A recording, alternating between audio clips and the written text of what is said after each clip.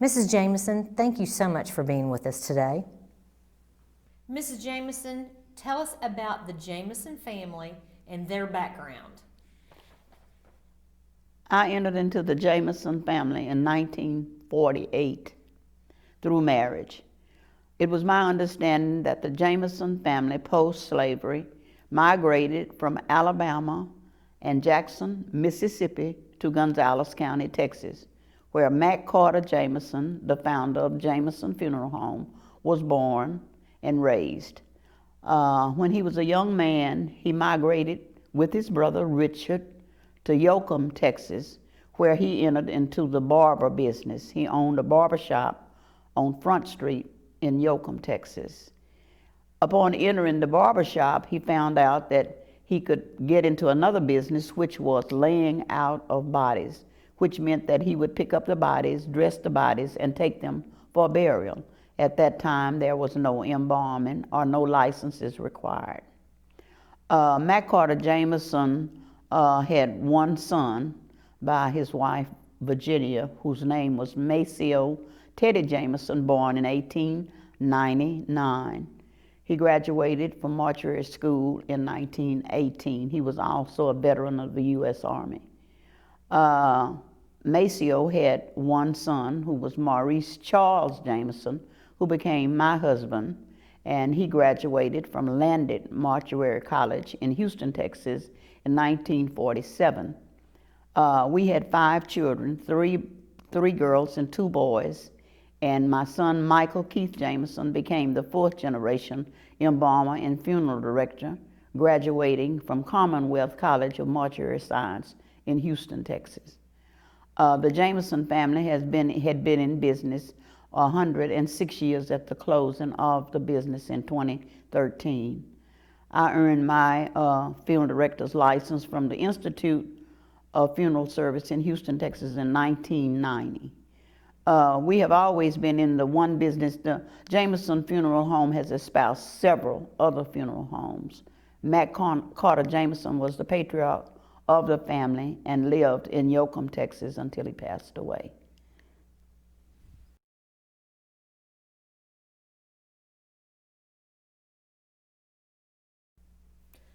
Where were the other Jamison funeral homes located?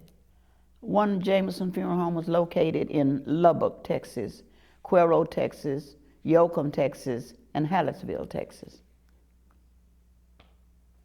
Where was the Jamison funeral home located in Cuero, and do you know when it was started? The Jamison Funeral Home in Cuero was located on Newman Street, and as far as I can find in the records that we have, it was organized probably out of the Jamison Funeral Home in Yoakum in the 1920s.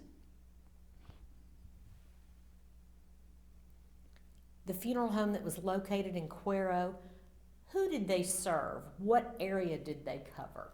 The funeral home in Cuero served the southernmost part, Yorktown, Nordheim, and those places around Cuero, Goliad.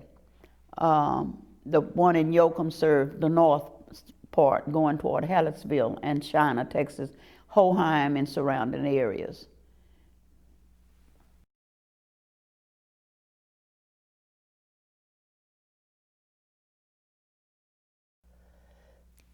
Would you describe for me how a typical black funeral is conducted?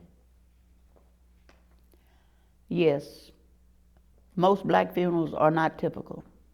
Usually they are not considered funerals, they are considered celebrations.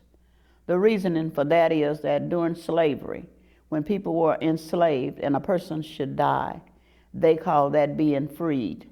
And that's where you get the song, free at last, thank God Almighty, I'm free at last.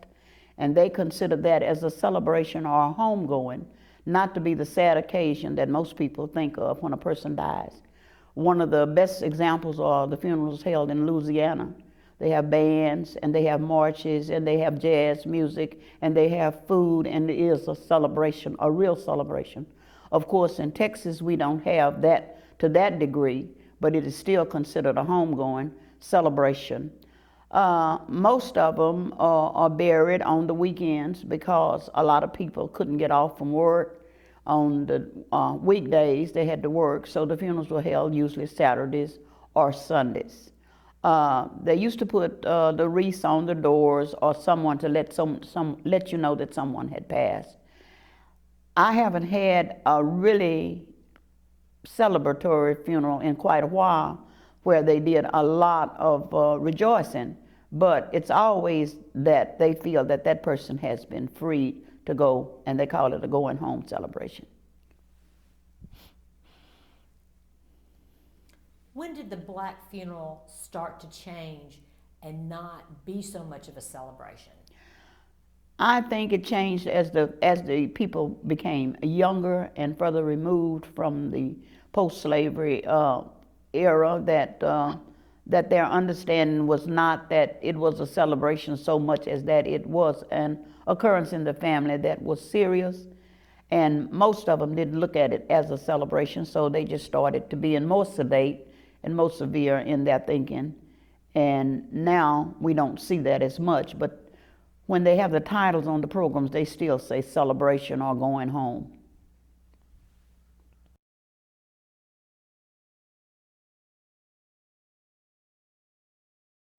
What would you say are the major differences between a black funeral service and a funeral service for any other ethnic group? Each group has a different funeral ritual. The Jewish have one, the blacks have one, the Spanish have one, and of course the Caucasians have one. They are related only in that there is some type of service or some type of ritual that goes on before the burial, especially in the Jewish community. The black funerals now have become just about like other funerals, except for the Mexican funerals. They're a little more attentive and a little more around than in the black funeral. So they are alike in more ways than they are unalike.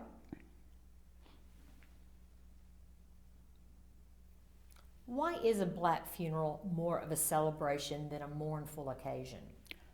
Because of the tradition that came down when a person dies, that he has actually been freed to go home, and it is more of a celebration than it is a sad occasion.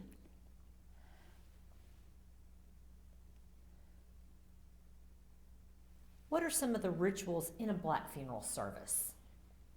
In a black funeral service, there's always space for people to talk, which sometimes lengthens it beyond what you would like for it to go. But sometimes people like to get up and talk. Most time there's not what we call rosary or wake service. So people like to get up at the funeral and say words of comfort to those people or to do remembering of the person that has expired. And I think that's the largest difference.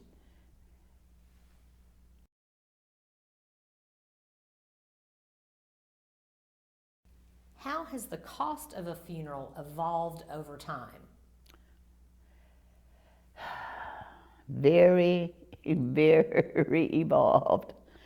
I have records from 1915, written records from 1915, where some funerals were cost of $25, maybe $20. Insurance called the Yoakum Burial Association that was organized by Matt Carter Jamison that sold policies for $100 and $150, and that would take care of a funeral. I now work in an industry where you can have a funeral starting maybe at $4,000 and as much as you would like to pay for it. So there is no norm.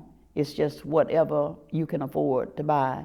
And I must say that everybody is accommodated in the funeral service. No one is turned away, regardless of their ability to pay.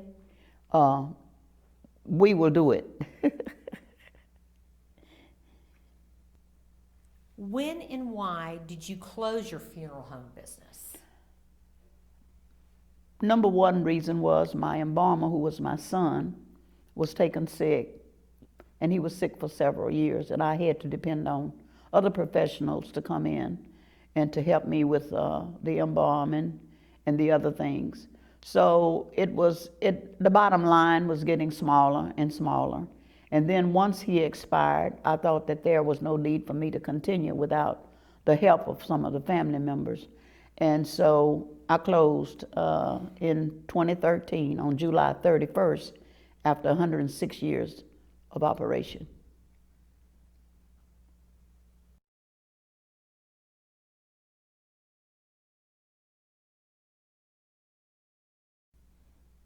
Miss Jamison, tell us about your involvement in your community. The Jamison Funeral Home has always been involved in community service. We're not only of the community, but we were in the community.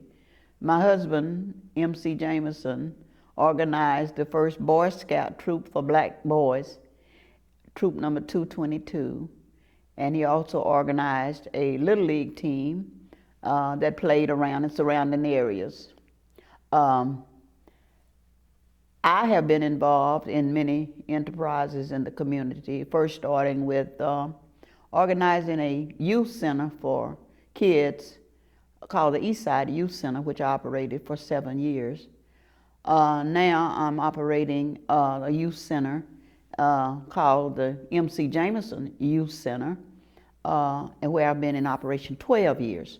It's an after-school program that's set up for kids whose parents work and there's no one at home. In other words, we keep latchkey kids. We do tutoring, and we do food and whatever needs that the kids might have.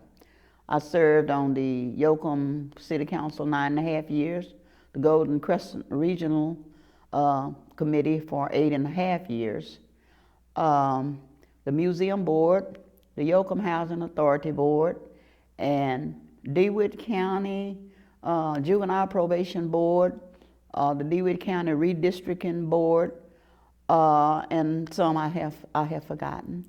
And I have received the Paul Gustwick Humanitarian Award, the one that's given in Yoakum.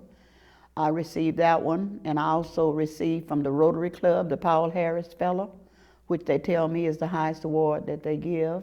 I received that award. I have so many other awards that I can't tell you about them.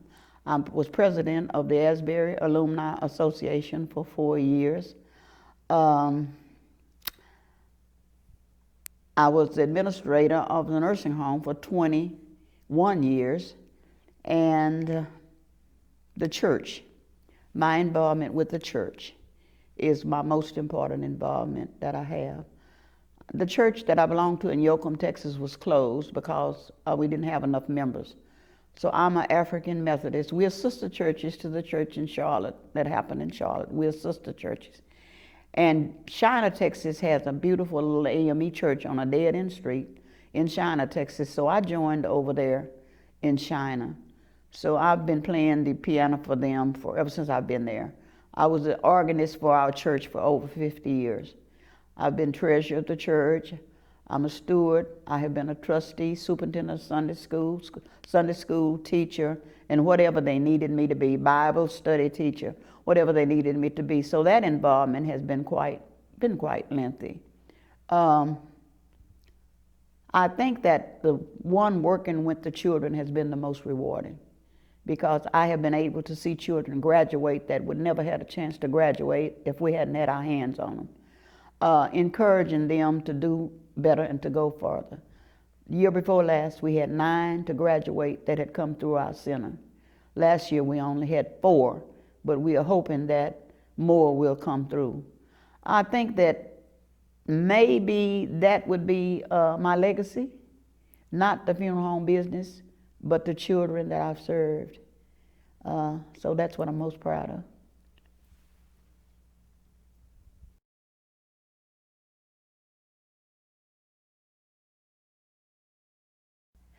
You've told us about the Jamison family, but tell us about your family, your parents, your grandparents, where you came from. Okay.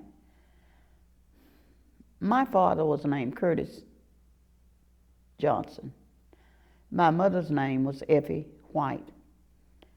My father died before I was born in 1929. My mother died when I was 8. I was adopted when I was a child by my great aunt and was raised with her in a house of much love, much discipline. And I went to school in Yoakum, and my parents came from Central Texas, Taylor, Texas, Granger, Texas,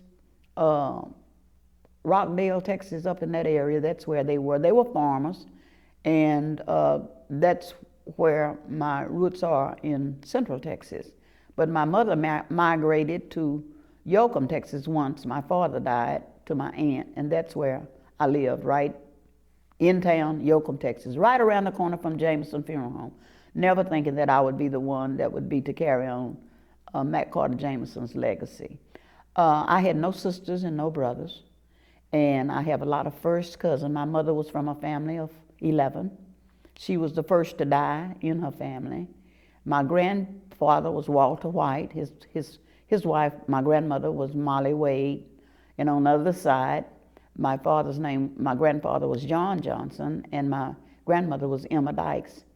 And I must say that my grandmother, Emma Dykes, was almost pure Indian, and she was about 4 feet tall. She wore children's shoes. She had cat gray eyes, and she had white hair. That's how I remember her. My other grandmother was part Indian. She had long black hair, and she had dark skin. So I think that the Indian blood in us was throughout the whole family. I have 2 aunts left that are living. One is 94, and one is 92. So I still have 2 original aunts that are living. All the others are dead. I have 5 children. I have 10 grandchildren, 6 boys and 4 girls.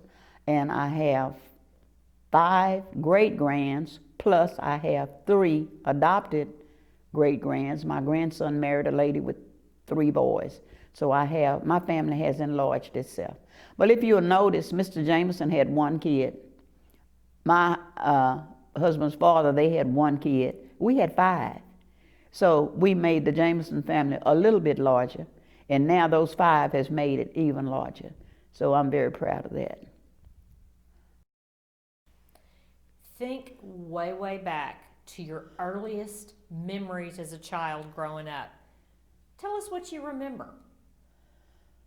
Your family, life in general, school, anything along those lines. Earliest. I guess it would be the neighborhood where I lived. The neighbors, the people. There weren't a lot of children in my neighborhood, so there was very seldom anyone to play with. So I was mostly alone, but my neighbors were close, and I remember going to their houses and being fed. Of course, my neighbor next door could play the piano, and she would let me come over and plink on the piano. And then there were those that would come and take me to Sunday school, or take me to church, or take me to school gatherings.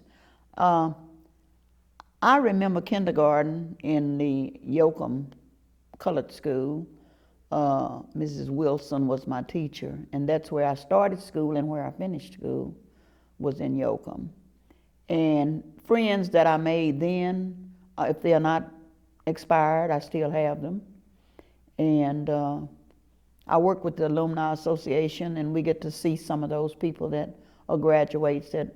But we have an aging population now, so most of them are dying out.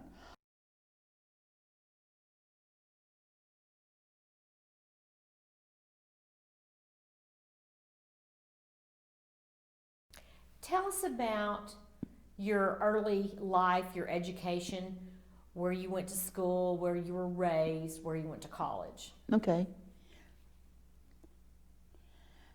I was born in Yoakum, Texas, August the 25th, 1929. I went to school at Yoakum Schools. I graduated in 1946. I went to Prairie View, A&M College for 1 year. I returned home, got married. Then we moved to San Antonio. I entered St. Philip's College, studying computers. Computers were in their infancy. They took up a whole room. And I worked at Lackland, at Kelly Air Force Base first, and then at Lackland Air Force Base. I came home. There were no jobs, just did little things to do, helped at the funeral home. And then the opportunity for being a nursing home administrator came about. And I went to school at Victoria College through Delmar program and was certified. I started as a nursing home administrator in '65, but there wasn't required to be a license. We were called operators. But in the 1969, around that, they required us to go to school. So I came to Victoria to school and got my administrator's certificate and license. And then after that, I didn't go to school anymore. And till I went to mortuary school. And I went to mortuary school in 1990. And I'm trying to think. There's no other schooling that I had except, life. If you would, reflect back and tell us about your memories of some interesting people in the Black community. They were all interesting. During the time of my childhood and growing up, things were so different than they are now. There were people in the community that dressed different, looked different, talked different, and there were people that could not read and write who were able to count their money, and there were people that had little businesses. There were more entrepreneurs in Yoakum, Texas than I can talk about, because everybody had something that they needed to do. Two or three of my most memorable ones. There was a Dr. Frank Harper, who was the organizer of the Yoakum Black School back way before I was born. But he was a faith doctor. And on Sunday mornings, the cars would be on both sides of the street. People were coming to hear his lectures. And he was our neighbor. He lived a block from us. Dr. Frank Harper made an impression on me because I didn't know anybody that could draw that many people at one time. His son was Dr. Ariel Harper, who was the last black physician that we had in Yoakum, Texas. He married one of my aunts. And he made an impression on me that there was someone that had the brain to be a doctor. Then there were numerous other people in our neighborhood that everybody kind of raised the children, and that you had to mind, you had to respect. So there were a lot of memorable people when I grew up, and I can still remember them.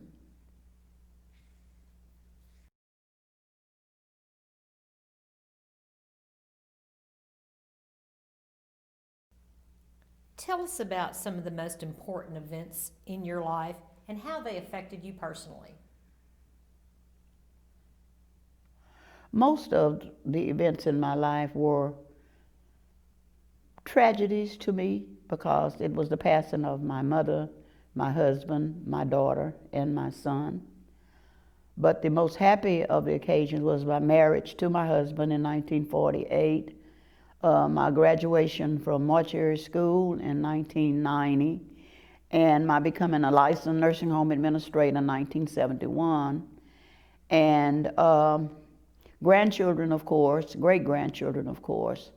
And how has it affected me? How does death affect anyone when you lose? We call it a loss, but I know that that's not really what it is. But there's an understanding that there's a time and a place for everything. So it affected me for the meanwhile, but not for the long stretch, that I know who's in charge and I know what the end is going to be. And so it didn't affect me to the point where I was unable to do anything. It just affected me for that immediate time, and then I picked up and I went on. So there have been a lot of occurrences that were not so good, but there have been those occurrences that have been so good that they overshadow the bad. And as I like to say, I haven't had so many bad things that I became bitter, but I haven't had so many good things that I've become arrogant.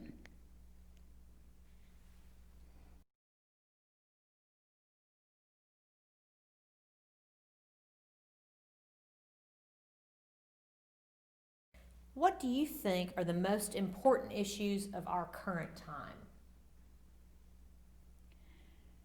Economics.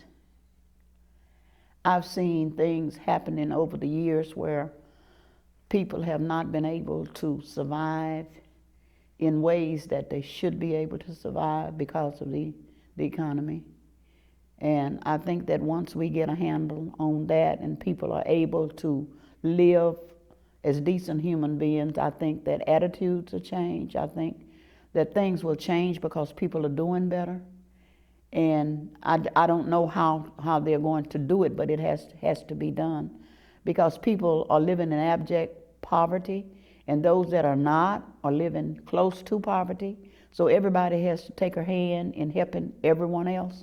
So I think it's really the economy.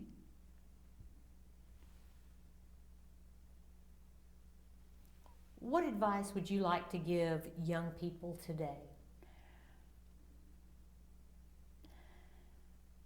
I would like to tell them to be caring, sharing individuals, that to realize that there is a higher power than themselves, and not to be so critical of everyone, and to have love in your heart for every human being that God has created, to give people a chance, and to love and to live and to enjoy their lives.